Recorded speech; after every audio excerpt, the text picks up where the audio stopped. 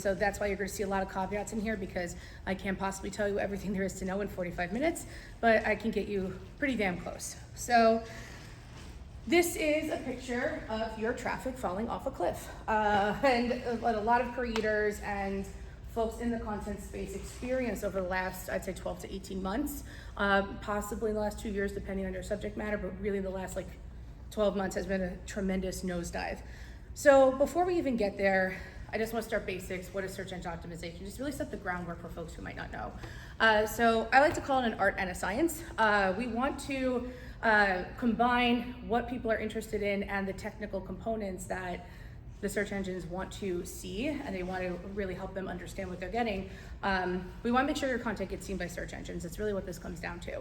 By most estimates, there are more than 200 factors that go into SEO, which is why you're not going to come away like a coder today.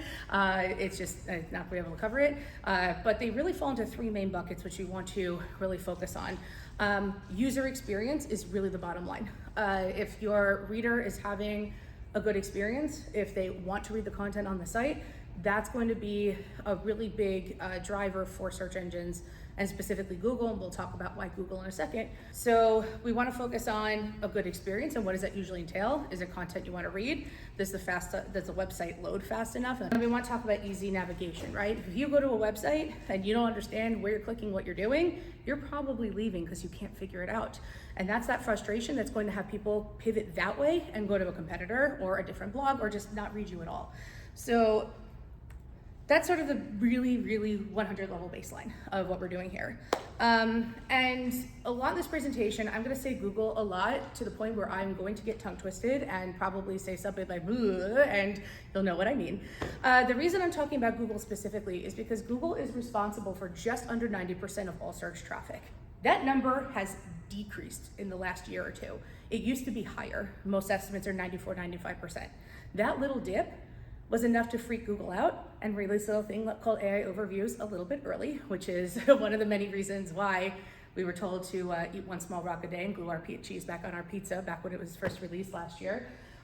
So we really want to focus on, from a search engine perspective, the rest of that 10% is everything else. It is Bing, it is DuckDuckGo, it is Ecosia, it is Yahoo, it is ChatGPT, it is everything else is in that 10%. So while that little bit, that 10% is important and you should be paying attention to it, most of this is coming from Google, and all of this is coming from Google at some point. Bing is a separate system, and we should be, whatever you're doing with Google, kind of want to recreate with Bing, we'll talk about that.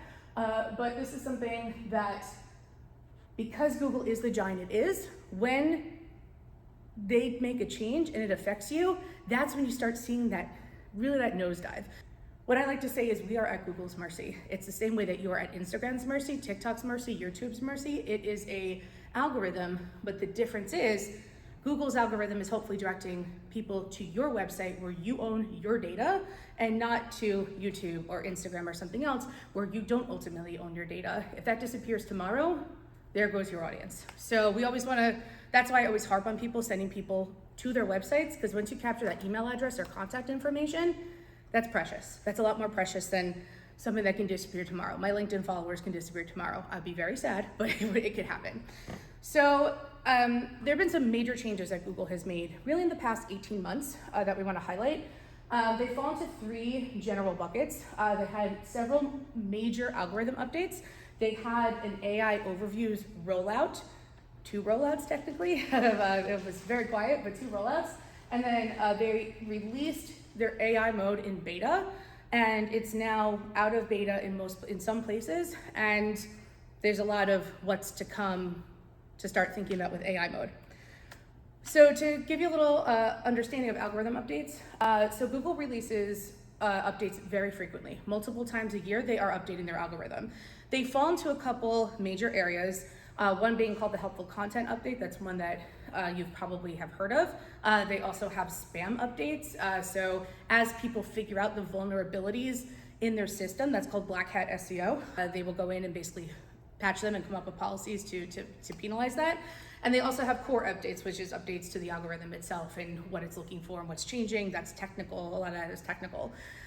So 2024 brought about something called the Site Reputation Abuse Policy. This is where, if you remember a maybe like a year and a half ago, when you would Google probably anything, who would show up? Forbes, CNN, like all these same like 5 or 10 websites.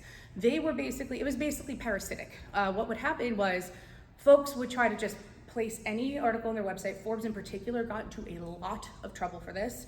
And they had an entire division that was literally just creating content just to load it onto the website. So that triggered basically a massive spam update that cleared this up, and that had a massive effect on what was showing up for certain search terms, right? So if you had a product or a review that made more sense because you're a dietitian, I don't know if you're a dietitian, but I know you have a food blog, and why is Forbes talking about a food blog when you have the expertise? That was trying to solve that problem, right? So that's one thing that came about.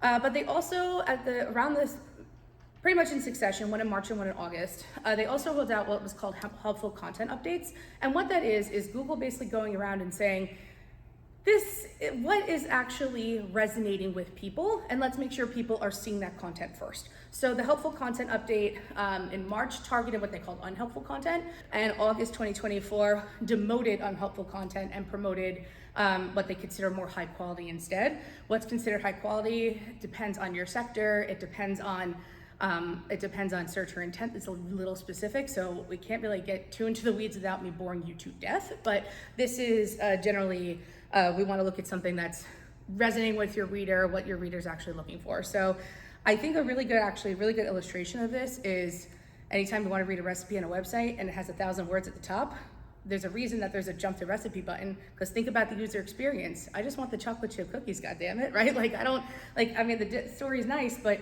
that's not matching my intent. My intent is I want a recipe, not I want to read the backstory about grandma's cookies. So that's where, so you see, if you saw a lot of people like hopping on that, that's kind of where that came from.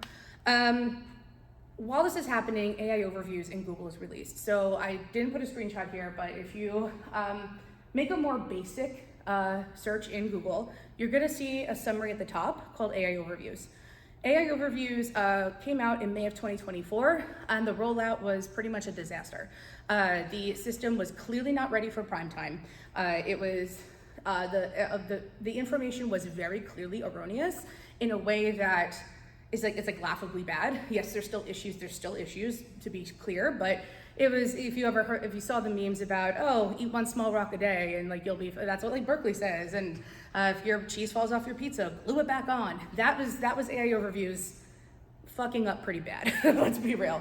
So Google took a reputation hit there. They pulled back and then they re-released it, and AI overviews are rolling out. By most estimates, 13% of search queries are triggering an AI overview result, which means that if you type in something, it's going to come up.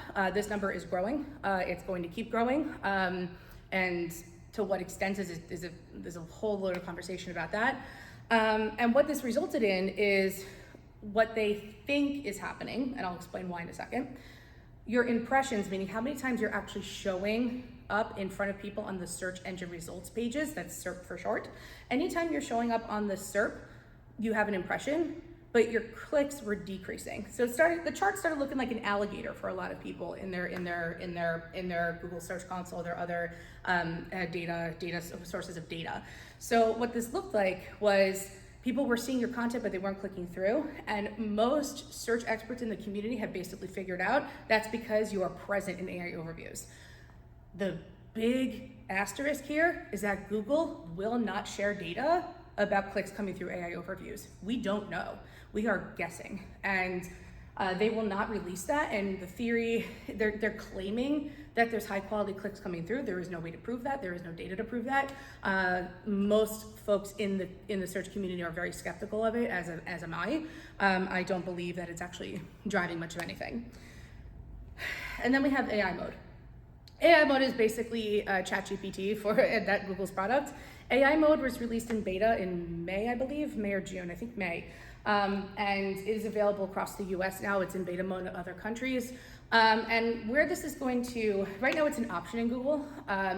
It can take longer queries. Eventually what it wants to do is it wants to allow you to do things like book appointments right from the website or right from within the interface. Bottom line is Google does not want you to leave Google products. They're selling to you. They're selling ad space. They don't want you to leave. So this is leading to, if Google's going to make this the default search experience, it could happen. I am a little 50-50 on it personally, but it is likely. We have to prepare for and people having to opt out of AI mode versus the other way around. We have to prepare for that. So the way search is going to be fundamentally changing. It's coming. It's on its way, but right now, user experience and the way people actually search needs to catch up. Why bloggers and content creators specifically were affected by this problem? There's a couple things. So first of all, thin or unhelpful content got demoted. So what that means is if the post just like, it wasn't enough to actually give people the information they were looking for, or it wasn't matching what your intent was. Like you wanted to write about, best quinoa. I'm gonna keep picking on you because I remember dietitians, but best quinoa recipes, and you just like aren't hitting the mark on it, you got demoted. Or there were more authoritative, quinoadaily.biz, again, making something up.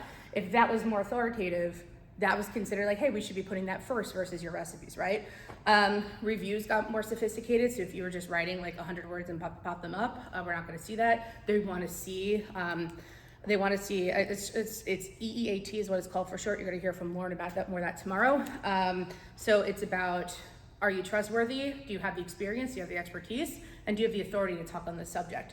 So there's a lot of ways to build EAT. And again, Lauren's gonna talk about more tomorrow. So I'm gonna kind of yada over this part a little bit. There are changes in what authoritative websites actually meant, which is, we were talking about Forbes before and CNN, how they went over those changes with the spam rollout and the penalties. So there's an issue there. And then we have what we talked about before, AI overviews affecting clicks. So what does this mean? We got a new reality here. The goalposts for SEO are changing, and we are still in the middle of a game. We are still trying to figure out how to get the ball into the goalpost using the tactics that we've been working on for 20 years. They are rapidly changing in front of us. But at the same time, you have to keep working on it because SEO is a long game. It is a very valuable long game, but you can't just kind of give up and hop back in because the game's gonna change and it's gonna be harder for you to follow and know and understand what was happening if you do hop out. So this is resulting in a lot of changes. What does it mean to be visible, right? So I was talking before about impressions, how many times you're shown, versus clicks, how many times people are actually going to your website, and how that's shifting. Just a few days ago, Google made changes to how it's tracking impressions. Instead of looking at 100 results, it's now only looking at the top 10. So all your third-party tracking, all the stuff, if you do use the software for third-party tracking, they're all scrambling because their results are now off because Google's not reporting that top 100 anymore. This just happened and we're still dealing with the aftermath. This happened 3 days ago, maybe Tuesday, Wednesday. So we're still dealing with the aftermath of that. So what is this going to look like, right? And then here's the thing that's scaring a lot of folks who rely on clicks to make a living is what the rise in zero-click search looks for. Remember, Google wants to keep you in their product. How do you convince somebody to hop out of the actual AI overviews and into your website? It's gonna take a lot more work to convince somebody to come to you. And this is where things like authority are gonna make a difference. Building a following is gonna make a difference, and we'll talk about that a little bit later as well. And then the actual meaningful metrics themselves, right? For a long time, at least those in the search community, you're thinking about, or as a creator, you're thinking about how many clicks you're getting, right? What is that? Now that's in flux, right? Because clicks isn't necessarily a sign that people aren't enjoying the content or coming to you. It's the way people are engaging with the search engines is changing. How are you going to keep up? And this is gonna be a long process. This isn't changing tomorrow. We're in the middle of the change, and it's gonna take some time. I cannot have this conversation without a word I'm absolutely sick of, and it's ChatGPT. So I just want to take a brief moment to explain the role of ChatGPT and other LLMs, large language models, for search. So that's things like Claude, Perplexity. There's usually the first question I get when I talk about something like this is, what's going to happen with ChatGPT? You're going to hear some terms float around. Generative engine optimization is one, answer engine optimization. Effectively, what these terms mean is terms that people are using to describe the actual processes that they're using to show up in large language models like ChatGPT, or to show up in AI overviews. A lot of people say GIO and AEO are the same thing. You're gonna see, it's gonna look like a Campbell's can of alphabet soup when you go on any sort of platform. I'm hearing LEO, LLM engine optimization. I'm hearing a bunch of stuff. Bottom line is this meme. It is the same thing. We are working on the same set of principles right now. What is good for SEO is good for ChatGPT. There are some differences, and we're going to talk about those, but for the most part, that fast website, that good user experience, building that authority, these are the things that we want to be focusing on. Those principles are the same. So if someone comes to you and says you don't have GEO in your website and you're going to lose your business, they are lying to you. Run the other way. Just do not engage with someone who's trying to part with your money here.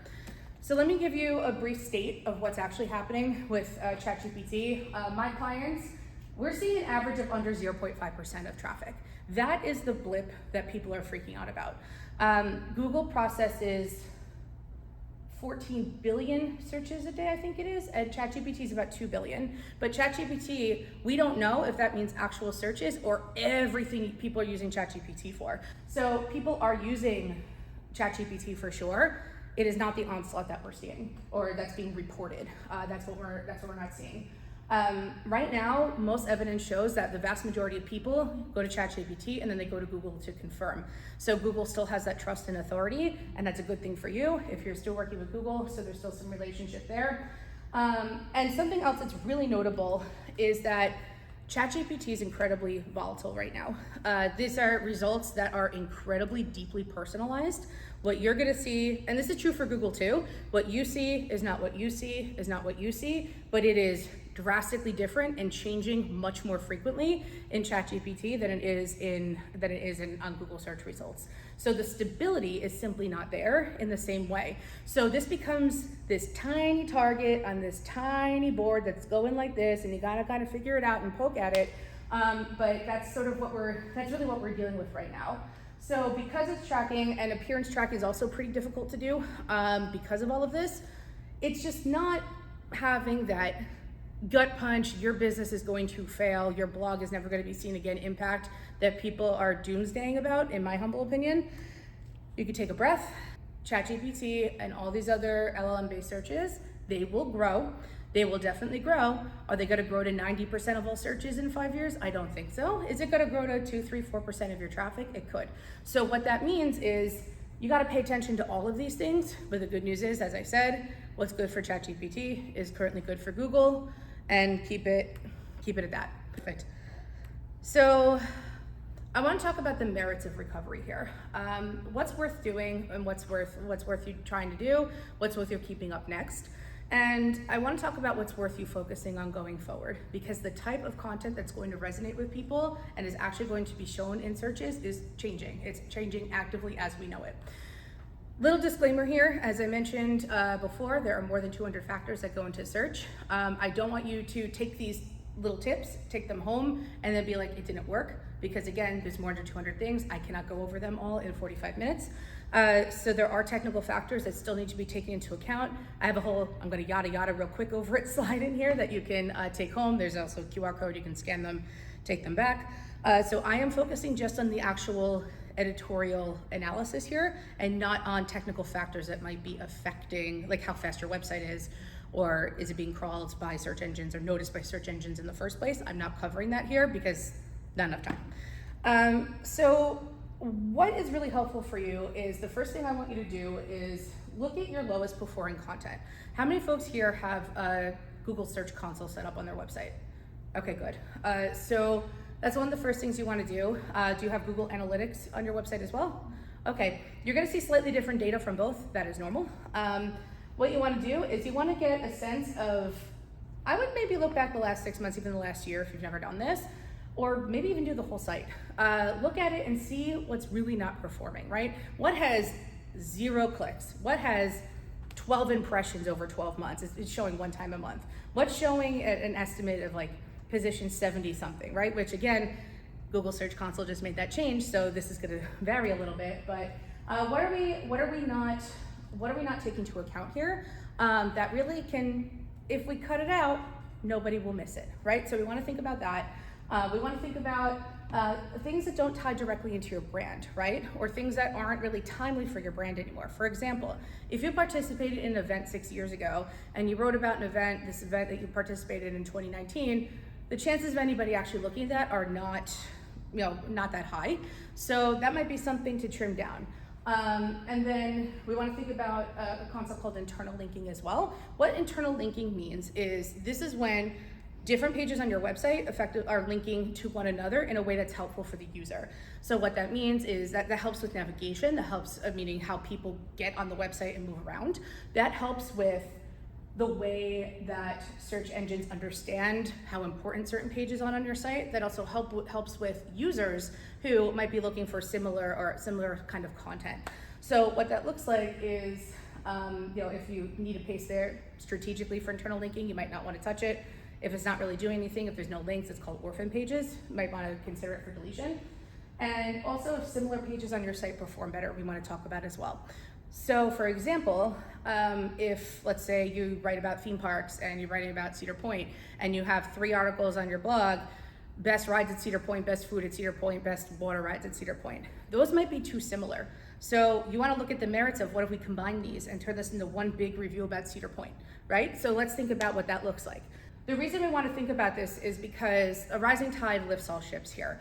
If you have content on your website that is mostly not performing, that is a signal to search engines, Google and all search engines, that maybe this website doesn't have the freshest information. Maybe this website isn't that helpful for readers.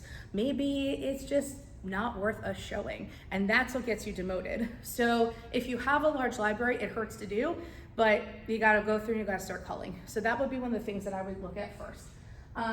We want to focus on keeping your top performing content at the top, right? There's keyword strategy I'm going to get into very little. Effectively, what keyword strategy does is it informs generally how many people from where are searching for a certain term in a given month. Third-party tools usually show these as averages. So we'll see, we'll get an idea of how many people roughly are searching something in a given month. We will see how difficult that keyword is. That's usually called keyword density or keyword difficulty. That is not an official Google term. That is something third parties use, but it is the same effect. What it does is tells you this is going to be a very difficult keyword to break into. Pizza is going to be like a 98 difficulty. Vegan pizza with mushrooms and cauliflower crust near me is going to be like a 2. So think about that scale that way. The more specific, that's called long tail keywords, the more specific, the more likely it is. You can use that and I've done this constantly over 10 years, use those longer tail keywords to kind of build up what you're doing. So that's a very short way to talk about it, but that gives you an idea of what you think is going to perform. We want to be meaningful with our updates. So if you do have, I think if this is feeling overwhelming, maybe look at your top 10 pieces of content. Look at them and say, well, what's changed in the last year, right? Is there a trending ingredient I can put in my recipe? Is there a news from the Federal Reserve that makes sense to put in this piece that I wrote about? Keeping things updated and fresh is what's going to help pull Google and other search engines. It's going to keep people interested because it's not old, and it's good for LLMs like ChatGPT as well, because LLMs work on a model, it's called RAG for short. What that does is before it hallucinates something for you, it tries to pull as much recent information from the web as possible. So it's good for everything to keep things fresh. So for example, with some of our clients that are in the retail space, product reviews do very well, and I'm sure for bloggers it's going to be very similar. We will regularly go through every couple of months to make sure that the product line is still there, that's not discontinued, or if it is, we mention it or take it out, putting pictures in there and video in there that makes sense to embed, and that's what keeps them, they have 10% click-through rate, 12% click-through rate, because again, we're speaking to user experience. How will this product make me feel? How is this going to affect my life? That's all part of that strategy. So as you're doing this, I want you to tighten your content calendar going forward, and there's a couple of reasons for this. We talked about content's up to date, so I am gonna yada yada over that. Think about your writing as more focused and in depth. There was a time for a very long time where the more content you threw at the wall, the better it was. We are long from those days. We are now focused on, as I mentioned before, how can we kind of like funnel all intent into one page and get people into the same place. So when you're talking about something like the Cedar Point example I gave before, a full guide is going to be a lot easier for your reader than it is going to be for them to click through 3 different articles to read about the parks and then the water attractions and the food, right? You give them all one place to go, keeps them on the website longer because it takes longer to read. And there's tips for that, for navigating what we can talk at a different time for. And we want to think about, how are we serving that audience first? And again, that's something that content creators are excellent at, because you know your community and you know what your readers want. You know what they're doing. So we can really tap into that and use that to fill everything else that you're putting forward.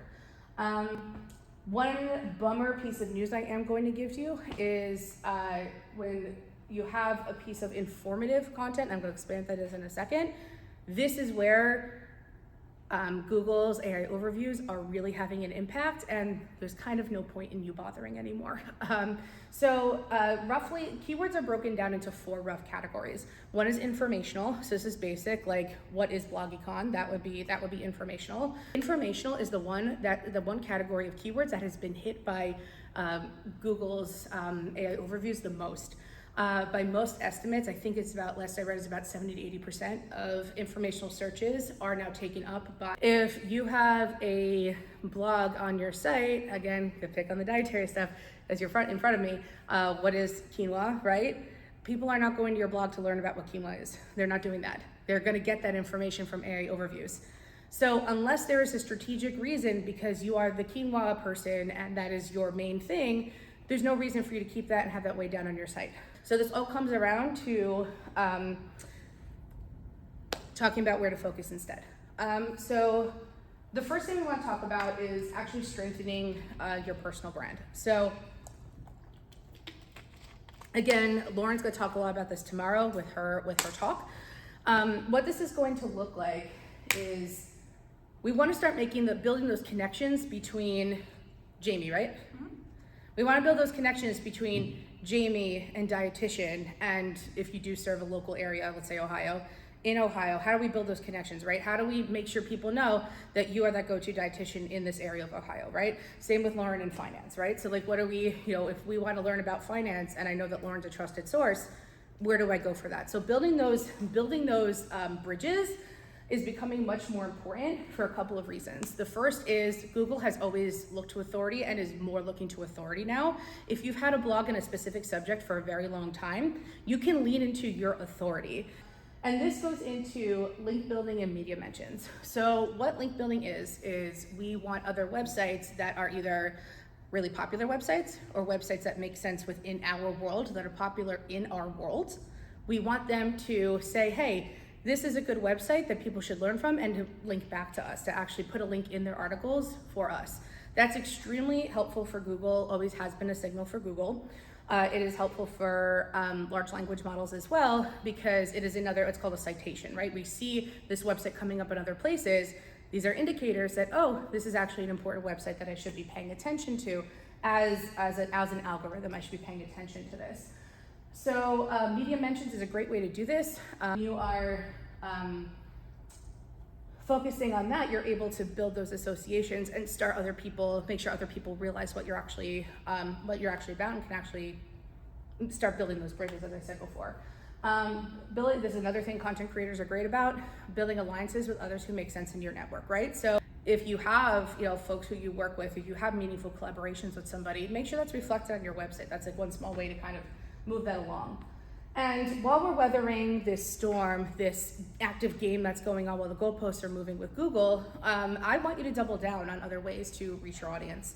There's a couple of reasons for this, because it takes time to recover from traffic, and there's some traffic that you might not ever recover from. That's like the informational queries I was talking about before. You are likely not going to recover from that, I'm sorry to say. We are not Investopedia, we are not Healthline, we are not giant websites. So it's likely not going to happen. How are we pivoting to capture people in other ways? So I want to think about you distributing this brand new refresh content on your email list. Think about that. If you don't have an email list started, this is a good time to do that. And there's a lot of content at this conference that's giving you some ideas on how to do that.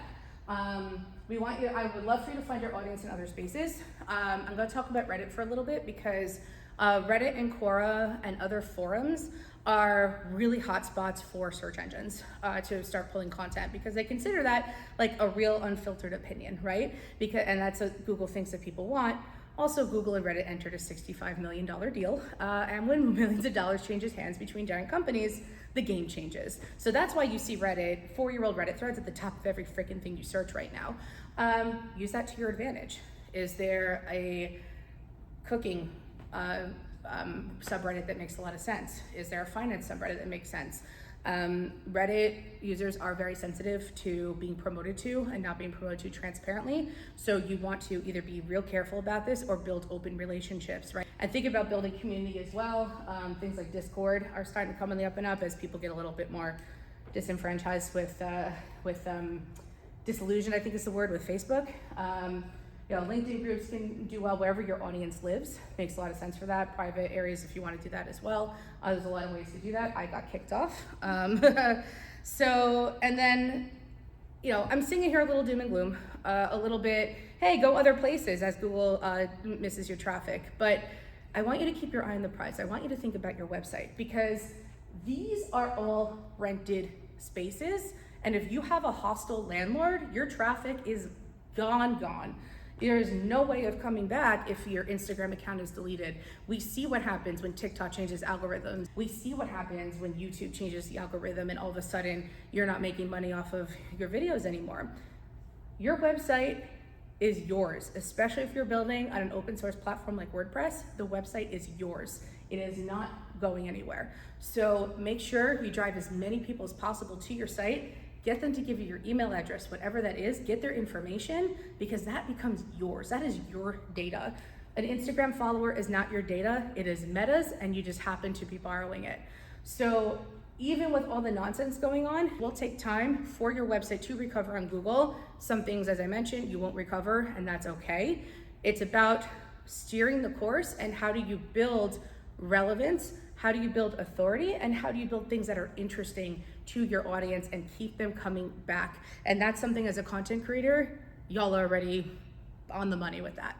The TLDR here, Google and organic search are changing, but the fundamentals are not changing. It is still, do people care enough to come to your website? Are people interested in the content you're putting out there? Is it a good user experience? Can they find what they want to read? Is it loading fast? Can they perform the functions that you want them to perform? Can they sign up for that email? Can they register for that webinar? That's where we want to be focused on this. We want to focus on producing content valuable to your core audience. We are long from the days where we can put out everything possible that has to do with your subject and hope it works for us. We are past that. We are in the deep and narrow now. Building a reputation as a content creator in your spheres of influence is really important as well. That's the authority and the trust that we want to be building. And last but not least, double down on ways to reach your audience that are outside of Google, because again, we want to kind of fortify everything that you're doing on Google. It will take time to recover if you have those issues.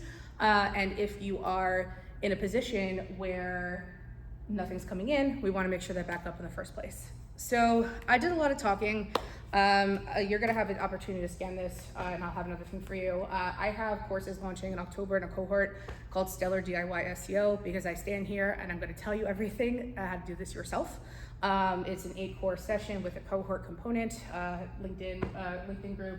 Basically, I want you to be able to talk about SEO intelligently. I want you to be able to ask smart questions and be able to start diagnosing without having 12 opinions being yelled in your face about something. So this is a course designed to help you understand and how to put it to work yourself, so that way you could put in these basics, right? You're not gonna come out a coder, but you are gonna have these basics out there for you, so you can be able to do simple things like changing the title tag on your website. If this doesn't mean anything to you, come to the class, right? How to be making sure that your structure, your site structure is actually working for you. Really, those kind of essentials you're gonna come out learning. So that launches October 23rd. And here's my thank you slide. If you scan that QR code, you will get the slides. That'll sign you up for an email list. We'll get you the slides, my contact information, and then sign up for the course. Use the code BLOGGY, 25% off.